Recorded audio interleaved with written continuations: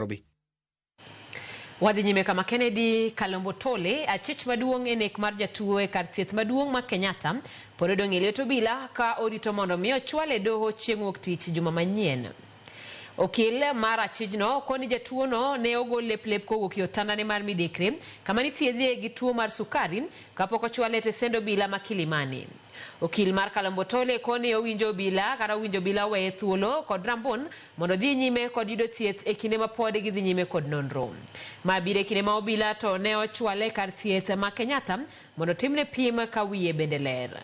Report mar Kenyatta koni Achich ni osebedo jatuo kuom kinde malach e kar thieth chakre dwe mar 11 higa mar 2022 ka anyuolane to pok giyango.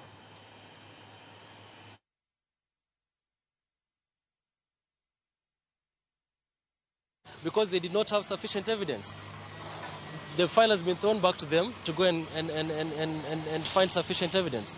Now, this is a man, you should see him. He's small-bodied, he's disheveled, very sickly, seemingly mentally unstable, chronically ill, suffering from at least 3 conditions, known conditions.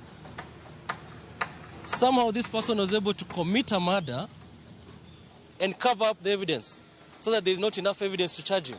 It's a circus. It's a circus. Must end.